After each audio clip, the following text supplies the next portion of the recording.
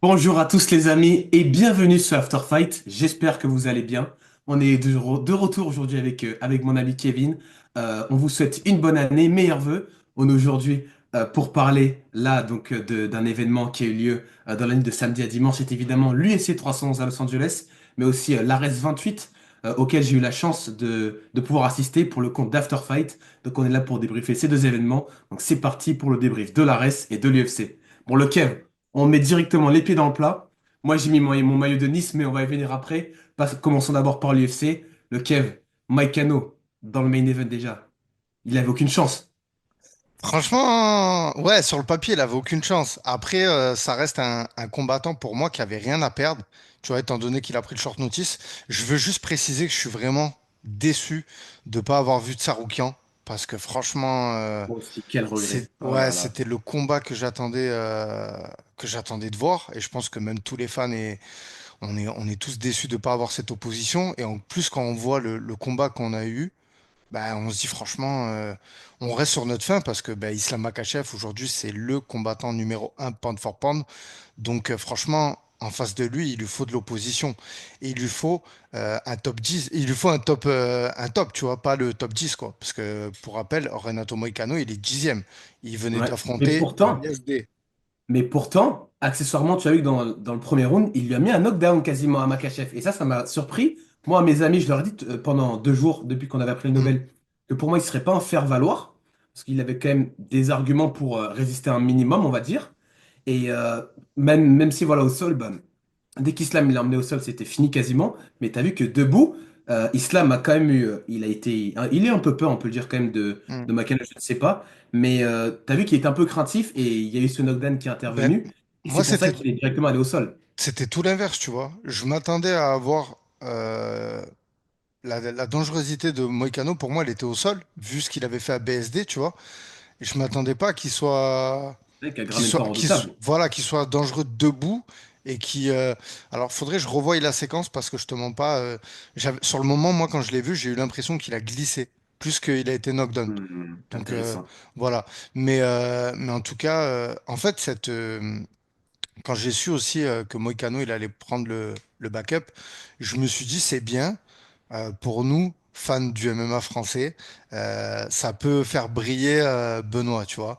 Parce que Benoît, pour rappel, après avoir combattu Dustin Poirier a affronté Makhachev, et après avoir affronté Moïcano, Moïcano, il affronte Makhachev, tu vois. Donc potentiellement, tu vois, ça permet de voir un peu le niveau que notre combattant français il avait par rapport à une possibilité plus tard d'affronter Makhachev, tu vois.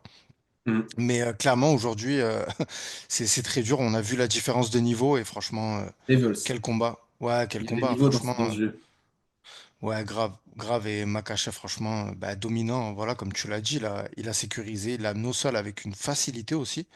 L'amener au sol, elle est magnifique. Et, euh, et surtout, tu sais, la vitesse à laquelle La il a, vitesse d'exécution, ouais. voilà, et à laquelle il a frappé Moïcano. Tu vois, il y a pas d'hésitation, quoi. Ça tape très vite parce qu'il doit avoir une telle pression. Et aussi, ben justement, on va y venir après, mais on a vu le combat Oumar contre Merab. Et quand on voit comme Makhachev amène au sol Moïcano et s'installe dessus, clairement, on le voit que il est imposant. Il a un gros physique et ça, c'est. Non, non, aujourd'hui, Makhachev, franchement, pour les personnes qui parlaient un petit peu de. C'est pas le meilleur combattant, il y a John Jones devant ou Pereira. Oh. Non, non, franchement, c'est. Par C'est. contre, Mhm. pour sa suite, par rapport au fait, ce débat où, même, d'ailleurs, il y en a quasiment plus sur le fait que c'est le numéro un pound for pound actuel, on a vu quand même un petit tweet ce matin de la part de Ilia Topuria, du Géorgien, qui nous a quand même, moi, ça m'a quand même fait saliver, qui lui a Mhm. dit Islam, si je veux, je te finis. Et ça m'a fait tilter quand même. Et c'est vrai que là, j'ai vu qu'en conférence d'après-combat, Islam montrait ses envies de vouloir être triple champion. Il a dit que même face à Dricus du Plessis, il l'emporterait. Mais du coup, avant ça voudrait dire qu'il battrait aussi, bah, je sais pas, bah, s'il descend, Ilia Topuria. Mais en fait, Il y aura tellement de pas. catégories dans lesquelles l'islam veut concourir. Mais déjà, Ilia, ça m'a vraiment fait tilter. Et le Kev, est-ce que toi, t'aimerais voir ce combat et qu'est-ce que t'en penses? Bah, bien sûr que j'aimerais le voir. Maintenant, je pense qu'il y a d'autres combats et pour pour expliquer un petit peu, quand il parle d'être triple champion, c'est déjà de passer dans la catégorie du dessus, donc Le chez les dessus, c'est welter, 77. Ouais, 77, et potentiellement les 84. Si ouais. Ilia il monte, c'est un peu comme Volkanovski quand il est monté. C'est au contraire, c'est l'opportunité pour Ilia d'aller chercher une deuxième ceinture. Parce que franchement, Makachev descendra jamais en 66. Mm. Physiquement, on l'a vu à la pesée. Là, je pense que d'ailleurs le cutting il commence à être de plus en plus dur pour lui. Franchement, faut voir l'état dans lequel Et il est pour les monté. grappleurs qui cut beaucoup pour Hmm. après pouvoir mettre la pression au sol, mais c'est vrai que il est squelettique à chaque fois. Tu sais, il a plus de quasiment plus de Ah, peau de, ah, des même genoux et même. ça devient de plus en plus dur, tu vois. Ah Et ouais. donc, oui, bien sûr, pour répondre à ta question, j'aurais envie de voir Makhachev face à Ilia Topuria. Franchement, 112, voilà. ça serait un beau combat parce que, en plus, tu vois, pardon, Ilia Topuria, il a des origines géorgiennes. Donc, il a utilisé la lutte géorgienne. Il y a Merab qui a gagné, qui a dit, il a aussi titillé sur ça. Il a dit la lutte géorgienne, elle est supérieure à la lutte dagestanaise. Maintenant, franchement, ça serait un beau combat. Et bah, écoute, on aura l'occasion d'en parler si jamais Bien sûr. ça s'officialise. Mais à voir, ça pourrait être un beau combat, hein. Franchement, c'est clairement. Et pour enchaîner dans le co-main event, Hmm.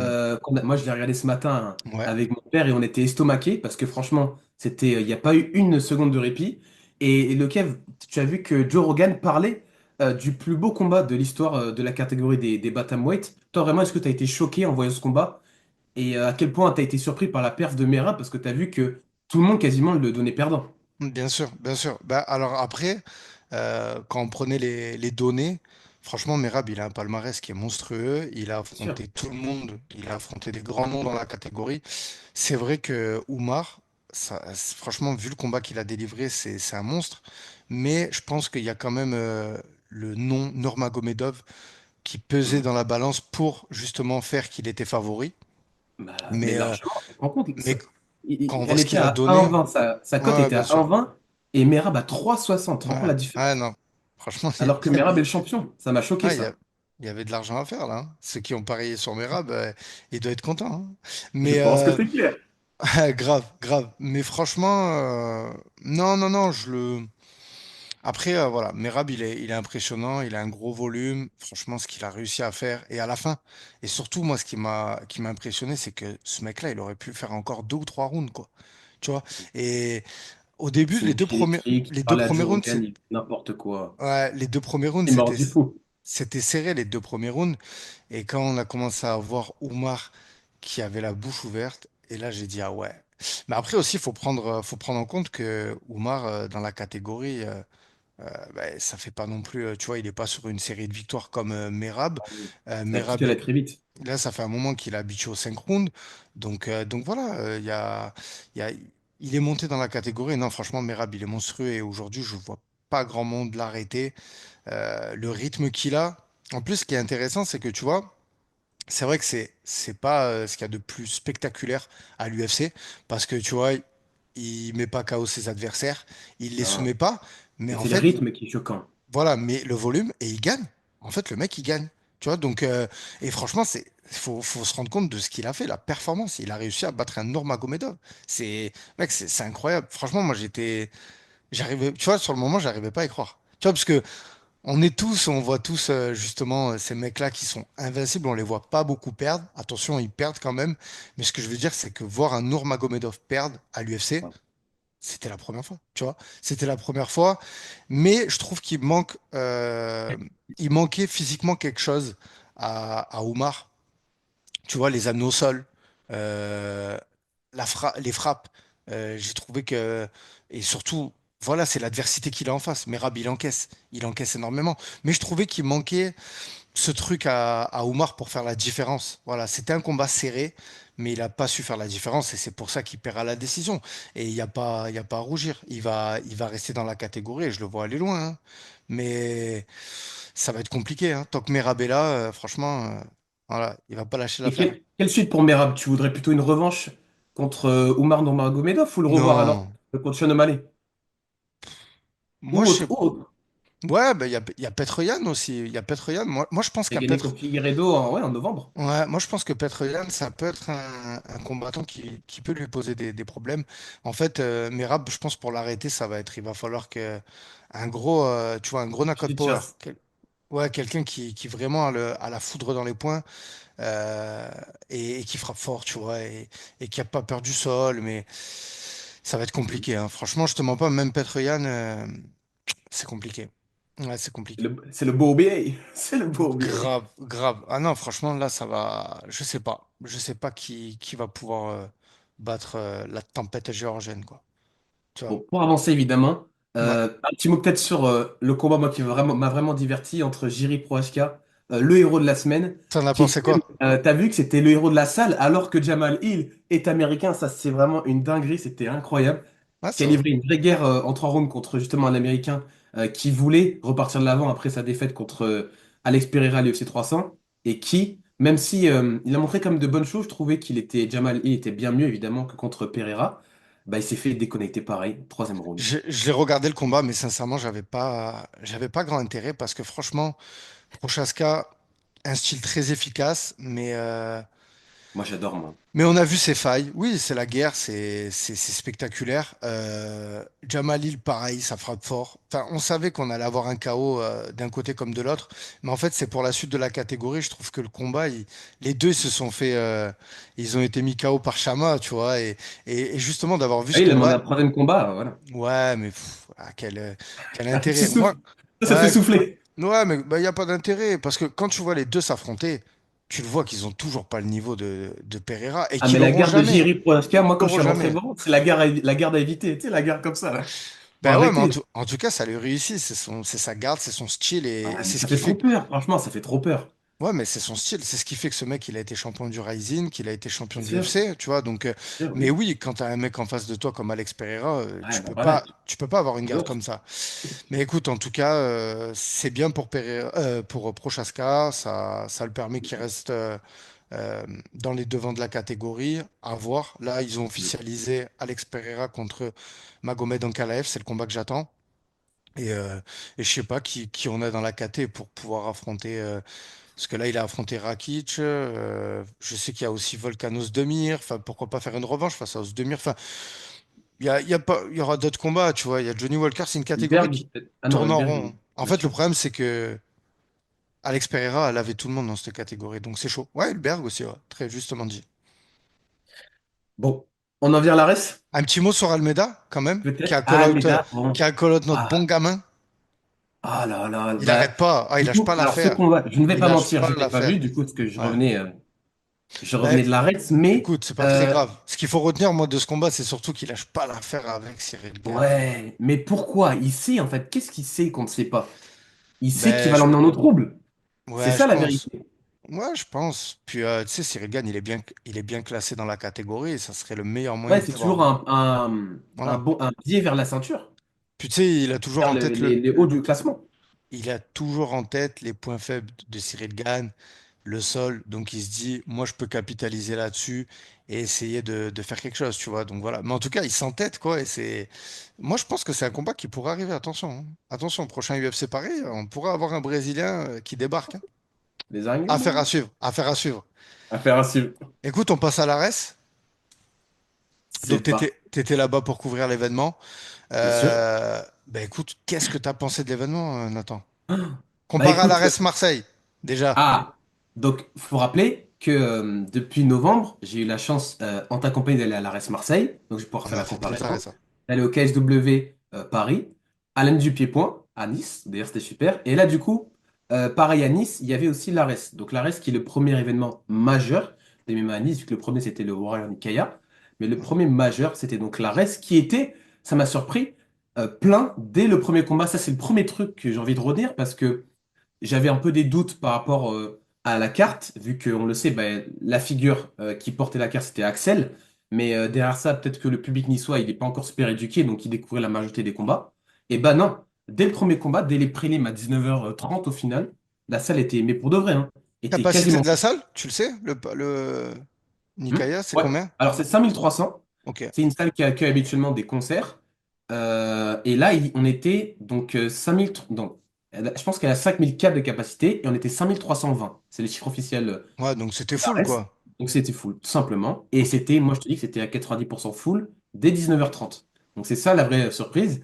D'ailleurs, mes amis de la Green Tag, je salue, étaient choqués du fait aussi que dans les prélims, la salle était remplie. Et ils ont aussi comparé ça avec le public parisien qui s'embourgeoisait un petit peu. Et donc, c'est vrai qu'en fait, bah, vu que le MMA dans le Sud, ça vient d'arriver en vérité, enfin, on va dire les gros événements de MMA arrivent dans le Sud, peut-être que le public, voilà, est beaucoup plus hypé que le public parisien, tu sais, qui maintenant s'habitue un petit peu. Et c'est pour ça qu'ils ont envie de, voilà, de leur rendre l'appareil et d'être là dès le début, quoi. Et donc, l'Ares Nice. On arrive avec, moi j'arrive avec mon cadreur Adam Lycée, que je salue, qui était là aussi voilà, pour After Fight. On a eu l'occasion de croiser du beau monde. On a eu des beaux combats. Moi je pense notamment à Sofiane Boukissou, qui Ouais, je l'ai vu dans son son combat combat. contre Kenzo Soares a fait taire tout le monde et a fait mentir tout le monde, vu qu'à la majorité, mais ça sont assez logique, penser que le jeune vu que Kenzo est un poids lourd venu du M Factory Prometteur, qui a notamment tourné avec Ngannou, Gann, qui a un beau parcours en amateur, bah, tout le monde pensait que Kenzo allait gagner, et sur le papier était favori. Et bah, Sofiane a montré de belles choses, s'est imposé par Kimura dans le deuxième round. Kenzo a lui aussi beaucoup appris, c'est ce qu'il a pu nous répondre en conférence de presse après combat. Mais voilà, en tout cas, c'était un choc poids lourd explosif. Magnifique la Vraiment Kimura d'ailleurs. régalé. Hein? Magnifique, hein. Franchement, Ouais, la Kimura, magnifique. Hein. sortie de Cage Control comme ça, bon, on sait que c'est la spécialité du boxing squad, travailler le Cage Control.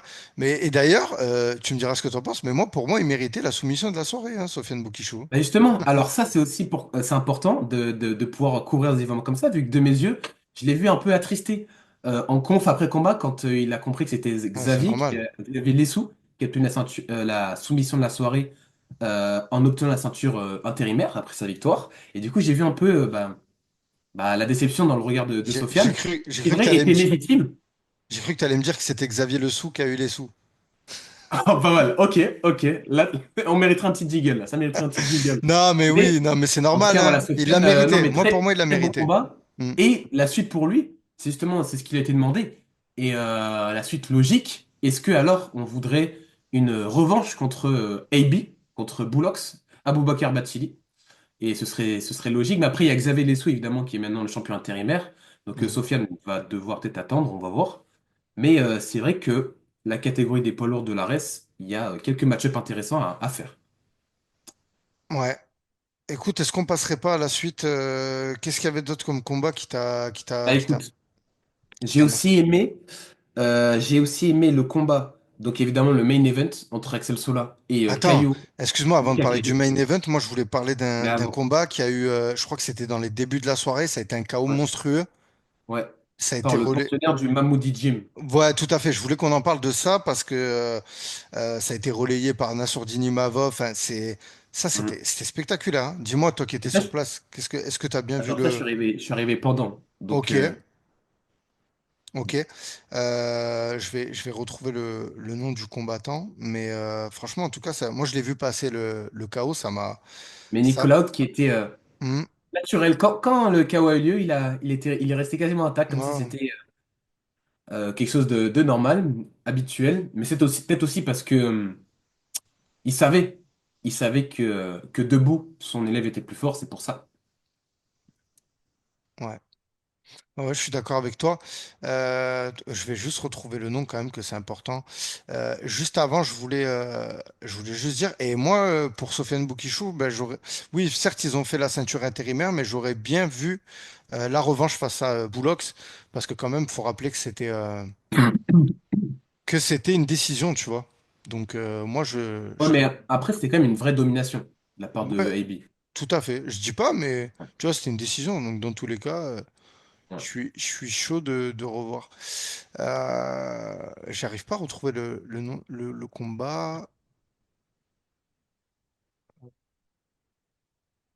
J'arrive pas à retrouver. Je vais le retrouver. Il y avait Yazid Chouchan aussi. Yazid Chouchan qui s'est Mm. imposé, Ouais. oui, C'était un beau effectivement, aux combat, hein. alentours de 22 heures. Un beau combat et une décision unanime, quasiment sûre, où, pareil, bah, il avait le public à fond derrière lui. Et il a montré de belles choses. Bah, du coup, on sait on avait notamment, il s'était révélé au grand public lors du PFL Paris 1. Malheureusement, il avait perdu, mais c'était là où il s'est vraiment fait connaître. Et du coup, il avait vraiment la salle acquise à lui hier. Et il y avait vraiment de l'ambiance. D'ailleurs, c'était chouette. qu'il y ait de l'ambiance pour n'importe quel combattant français, peu importe Hmm. d'où il vient. Vu qu'on sait, il y a une petite rivalité Elie, Marseille. Elie Makongo. Elima Congo, Attends. voilà. Voilà, Elima Congo qui qui avait un ouvrait la avantage de carte. taille, Hmm. Qui ouvrait la qui avait carte, un gros donc. avantage de taille et qui, bah, Sport Striking D'ailleurs, a et largement dominé son c'est pas adversaire. lui Et qui a le bonus de la soirée, le KO de la soirée, c'est pas lui qui l'a. non, il y a eu que deux bonus, c'est Ok. Axel et Xavier Lessou. Ok. Ok, ok. Après, Aziz Ali était opposé à Josh O'Connor dans le co-main event pour la ceinture vacante des moins de 66 kilos. Aziz Ali qui a une superbe carrière, 34 ans, qui venait fort dans la forme de sa vie quasiment pour tenter de conquérir la ceinture des moins 66. Mais malheureusement, je ne l'ai pas reconnu. Ok. Je pense Après, il était attristé après le combat. Il a même arrêté sa carrière. Josh O'Connor, du coup, le galop a lui montré de belles choses et il s'est imposé par soumission. Et donc, Josh O'Connor, Aziz Ali, ouais, qui prend la retraite. Il y avait ouais, William il a posé Gomis dans ses son gants. coin. Il y avait Ouais, William bah, Gomis dans son personne coin. ne le savait, hormis. Qui c'est qui le savait? Bon, Je me enfin demande bref. si peut-être c'est pas peut-être William il le savait, mais Ok. William Gomis qui l'accompagnait. Mais en tout cas, il a surpris tout le monde à déposer ses gants et à 34 ans a mis fin à sa superbe carrière. Donc voilà, on tenait à le féliciter pour tout ce qu'il a accompli. Et désormais, est-ce que Josh O'Connor, nouveau champion des moins 66, ne pourrait pas affronter le Niçois Elias Giroud? Qu'est-ce que tu en penses de ce match-up? Et est-ce que tu aimerais voir Elias combattre pour le titre? De toute façon, sur la chaîne, on est à 200% avec Ilya Giron, hein, donc on va pas, je vais pas dire non, hein. Moi, tous les combats que, d'ailleurs, même c'était la polémique, hein. Ilyes, il aurait dû être, c'est lui qui aurait dû être positionné sur ce combat, tu vois. Déjà initialement, hein, sans manquer de respect Aziz, ouais, ouais. Ah voilà, tu non. vois ce que je veux te dire. Pour moi, c'est lui. Donc ouais, j'espère que ce Plutôt sera à le prochain. Aziz ou à Josh alors, au Connor? Peu importe, peu importe. Ouais, Moi, mais ah oui, il était vu le plus combat, légitime pour toi. voilà, vu le combat qu'il avait fait à Marseille, il méritait d'avoir son combat pour le titre. Mhm. Tu vois? Chez les C'est qu'une question 66 de temps, kilos. vu que, Tout à fait. au vu de, Tout à bah fait. là, Dio, très important, c'est la plus grande affluence de l'histoire de la RS, Mhm. leur meilleure billetterie, donc ils vont forcément revenir.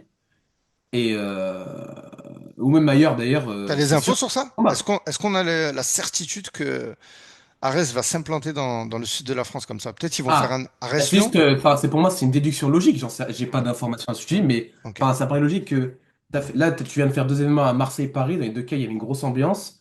Euh, Tu aimes, enfin, l'organisation commence à aimer, à mon avis, sortir de Paris, vu qu'elle voit que bah voilà, le public répond présent. Et même, c'est pas, ça diversifie, quoi, ça change. Et donc, je suis sûr qu'ils vont le refaire, c'est pour ça. Allez, ben écoute, un petit mot pour Axel Sola, donc ben, qui a gagné. Bah, Vas-y, écoute, Axel, te laisse nous là, parler j'ai du eu la combat. chance vraiment de le voir de près. Il était concentré, très concentré vraiment dans sa bulle. Lucas Caio aussi, j'ai un peu senti la tension, tu sais, pendant qu'il passait, parce que j'étais vraiment devant lui juste avant dans le tunnel, et tu sentais la tension de Lucas Caio quand il y avait le teaser qui était dans la salle, et parce que c'est la vérité. C'était le défi de sa vie pour Lucas Caio, mais il y a un écart de niveau qui est conséquent. Et donc Axel, il est rentré déterminé comme jamais. Je me demande même s'il n'était pas un peu ému au moment d'être avec le cutman. Et dans la cage, premier round, dans lequel il montre de belles choses. Je pense qu'il prend le round déjà de sûr. Et avec une Marseillaise qui retentit, un Nissa la Bella, le chant niçois, et une ambiance de feu, je pense qu'il y a un peu ça avait lieu tard, mais tout le monde était encore à bloc. Il devait être minuit. Et second round, bah, donc c'est en boxe, avec une combinaison de boxe, ça lui permet d'amener Lucas Caillot au sol et de le finir en ground and pound. Axel qui est désormais, j'espère, je le pense aux yeux des matchmakers, bah, légitime à avoir sa chance, je pense, au Dana White Contender Series. Ou peut-être que là, Ares va lui proposer un autre défi, il va le relever, on verra ce que l'avenir nous dira. Mais en tout cas, voilà, une nouvelle performance de classe pour Axel qui défend sa ceinture pour la troisième fois et qui peut désormais l'afficher au sein du nouveau Boxing Squad, vu qu'on lui a posé la question. Et ce sera au sein de la peut-être plus grande salle d'Europe qui arrive en juin, aux alentours de juin, devant le stade de l'Alliance Riviera, à Nice-Valley, dans laquelle il y aura un sauna, des salles de sport, une salle de gym, une salle pour les amateurs, une salle pour les pros. Donc un grand complexe qui est en train d'être finalisé par Adric Cassata et sa team. Et c'est donc là que Axel Sola va arborer sa ceinture. Donc, bon, le Kev, je te demande, est-ce que ça y est, on y est? Tu vas absolument voir Axel Sola à l'UFC. Et est-ce que tu serais déçu, un peu dégoûté si tu le revoyais à l'ARES, en fait?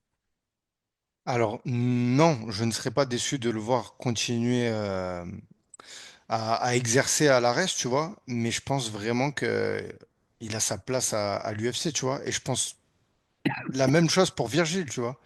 Pour moi, ces mecs-là, ça y est, ils sont en train de, tu vois, je pense même que ça doit être compliqué. Je suis pas dans les coulisses et j'ai pas les infos, mais je pense que ça doit être de plus en plus compliqué de leur trouver des Des adversaires matchés. et de l'adversité. Bien que l'un des derniers combats de Axel, quand même, c'était face à Daguerre, tu vois.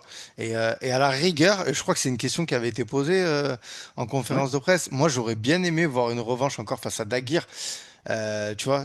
Mais voilà, c'est Axel tout. d'Absalon MMA. Mais Voilà, ouais. mais c'est tout, tu vois. Mais ça, c'est le fan qui parle. Mais sinon, pour la carrière du combattant, bah, il faut qu'il aille à l'UFC. Ces mecs-là, Mm. tu vois, ils sont champions déjà depuis un moment. On parle de quand même trois défenses de titre, c'est énorme. C'est énorme. C'est énorme. Virgile, je crois, il est au même niveau. Enfin, et je pense que vraiment, s'il reste à l'arrêt, ça bougera pas. Tu vois, il y a personne qui va pouvoir Quitte à amener faire de taire un adversaire l'adversité. d'une autre organisation. Ouais, peut-être, potentiellement, Ouais. tu vois, mais franchement, là, à l'heure actuelle, je vois Bah, il a fait pas. le tour, quoi, tout Ouais, simplement. ouais, franchement, moi, je les verrais bien faire la transition à l'UFC, commencer, tu vois, par monter comme l'a dit plusieurs fois Aldric, tu vois, on prendra le temps de faire les choses, de monter crescendo, mais je pense que ils ont montré déjà qu'ils ont le niveau, tu vois. Ils sont Mm. complets. Non, non, franchement, ça y est, en plus, tu vois. On peut le dire aussi médiatiquement, à un moment, il manquait un peu de hype. Maintenant, clairement, il y a la hype aussi, hein. On peut saluer C'est clair. Et le puis, travail, le travail que Solid Mike a fait avec Axel et Virgile, ce que je trouve remarquable, hein, tu vois. Donc aujourd'hui, à souligner, bien sûr. tu vois, ils ont la hype et tout. C'est des combattants qu'on connaît, qu'on aime bien, qu'on suit. Donc franchement, on a envie d'aller les voir performer à côté Décalé avec le côté à- musical, moi j'adore, c'est ce que je lui ai demandé. Hmm. Il a joué du Chopin avant sa Fight Week, il jouait du Chopin. Donc, j'adore. Ouais, ouais, ben, L'artiste. il se démarque, tout à fait. Il se démarque avec son caractère et son Mm. comportement, et c'est super bien, tu vois. On s'attache Et, à eux, donc et en plus, c'est un super combattant, tu vois, qui est complet, qui a une grande expérience en amateur, qui, là, il y a pas longtemps, je crois, même si c'est pas pour ce camp, il était parti au Daghestan. Il a dit qu'il va y retourner, enfin, tu il va vois. retourner plus longtemps. Ouais. Donc, c'est quelqu'un qui est encore au début de sa carrière, je pense, hein, et qui va aller très, très loin. Donc, voilà. Donc, à suivre, mais on pourrait avoir dans les mois à venir et en 2025 une officialisation qui vont signer à l'UFC ou bien au Dana White Contender Series. Clairement, clairement. Bah écoute, Kevin, en tout cas, voilà, c'était un plaisir d'avoir rencontré cet Pareil, Ares 28 pareil. où je me suis régalé. Voilà, je pense qu'on a été complet. UFC Ouais, bien Ares, sûr. c'était un week-end fight. Donc voilà, on a fait le débriefing. C'était important, Magnifique. comme d'hab. On est sur After Fight. Magnifique. Les gars, Magnifique. oubliez pas de liker la vidéo. Nathan, merci. Et puis on vous dit à bientôt, les gars. À bientôt, merci beaucoup.